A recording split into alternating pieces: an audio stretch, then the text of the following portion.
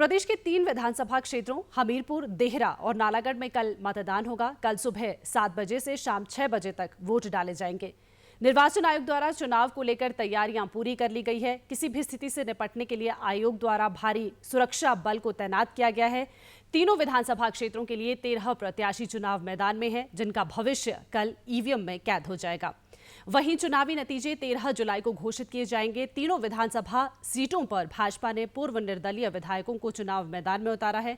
हमीरपुर विधानसभा क्षेत्र से भाजपा के आशीष शर्मा और कांग्रेस के पुष्पेंद्र वर्मा के बीच मुकाबला है। वहीं देहरा से मुख्यमंत्री सुखविंदर सिंह सुक्खू की धर्मपत्नी कमलेश ठाकुर पर कांग्रेस ने दांव खेला है, जिनका मुकाबला भाजपा के होशियार सिंह से है।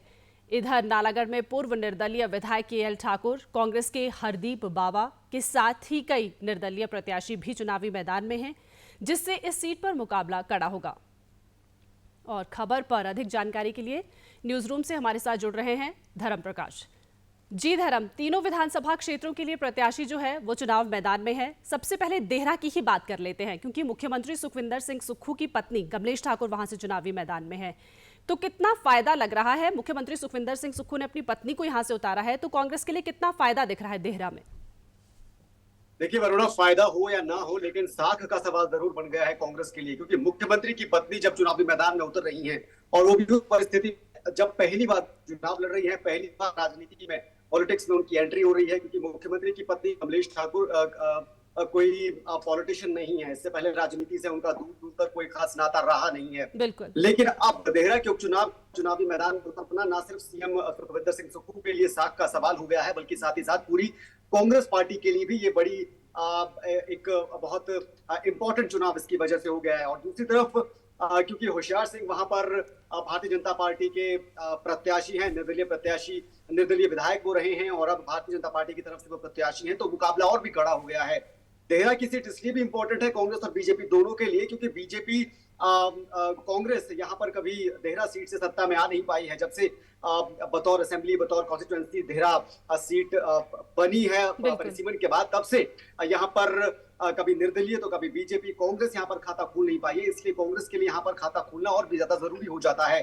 और होशियार सिंह का जनाधार यहाँ पर माना जाता है, क्योंकि निर्दलीय चुनाव लड़ने के बावजूद भी पिछले चुनाव में अच्छे खासे मार्जिन उन्होंने जीत दर्ज की थी और ऐसे में माना जाता है कि अच्छा खासा एक अपना निजी काडर देहरा में होशियार सिंह का है। ऐसे में उनके लिए भी ये चुनाव अहम है और साथ ही साथ आश्वस्त भी वो नजर आ रहे हैं। लेकिन भीतरघात की यहाँ पर संभावना और आशंका बीजेपी के लिए बनी हुई है, क्योंकि रमेश धवाला की नाराजगी कुछ दिन पहले नजर आई थी और सार्वजनिक मंच से उन्होंने ऐलान भी किया था इस चुनाव में बीजेपी के लिए प्रचार ना करने का। हालांकि अभी कुछ दिन पहले कुछ सहमति की कुछ तस्वीरें, कुछ बातें सामने जरूर आई थी, लेकिन भीतरघात की आशंका फिर भी देहरा में बनी हुई है। कुल मिलाकर देहरा में एक दिलचस्प मुकाबला रहने वाला है, चाहे हम कांग्रेस की नजर से देखें, सीएम सुक्खू की नजर से देखें, या फिर भारतीय जनता पार्टी। धर्म, हमीरपुर की भी बात कर लेते हैं। हमीरपुर विधानसभा क्षेत्र जो है वो मुख्यमंत्री का गृह जिला है। आशीष शर्मा जो कि भाजपा के टिकट पर लड़ रहे हैं, आशीष शर्मा और पुष्पेंद्र वर्मा के बीच किस तरह का मुकाबला देखने को मिल सकता है?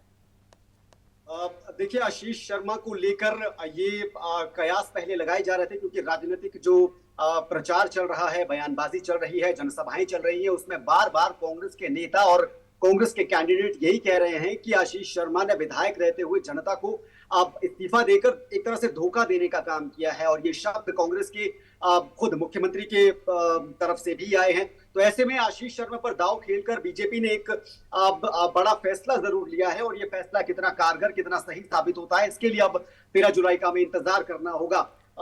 मुकाबला यहाँ भी कड़ा रहने वाला है, क्योंकि बीजेपी को यहाँ पर जो बड़ा जो चैलेंज बीजेपी के सामने है वो यही है।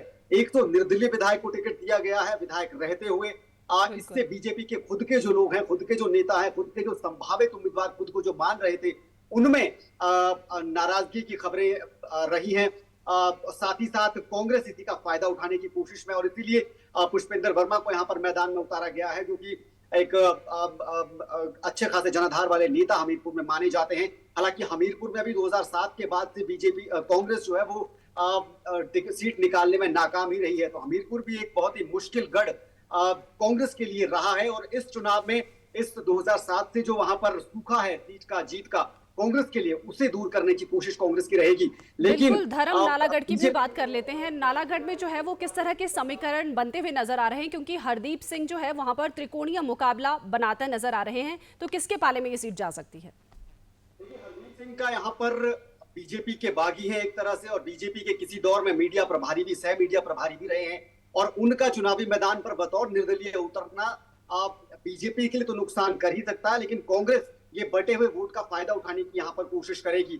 अब क्योंकि ये वो सीट है जिस पर मुकाबला बराबरी का माना जा रहा था, चाहे हरप्रीत बाबा की हम बात करें या फिर, क्योंकि हरप्रीत बाबा पूर्व मुख्यमंत्री जो स्वर्गीय वीरभद्र सिंह है उनके काफी ज्यादा करीबी रहे हैं और करीबी अभी भी माने जाते हैं, और इसी वजह से उन पर दाव खेला है। यानी कि जैसे देहरा में सीएम सुक्खू की साख दाव पर लगी है, वैसे ही यहाँ पर जो हॉली लॉज की साख एक तरह से दाव पर लगी है, विक्रमादित्य और प्रतिभा सिंह की साख दाव पर लगी है, क्योंकि हरप्रीत बाबा काफी ज्यादा करीबी रहे हैं हॉली लॉज के।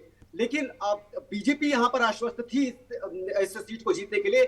उसके बीच में हरदीप सिंह का बीच में आना और निर्दलीय चुनाव लड़ना एक तरह से भीतरघात की आशंका को भी पैदा कर रहा है बीजेपी के लिए, और ऐसे में बीजेपी के लिए यहाँ पर काफी ज्यादा मशक्कत करने की जरूरत है इन चुनावों में देखने को मिल सकती है। जी, तमाम जानकारी के लिए बहुत बहुत शुक्रिया धर्म।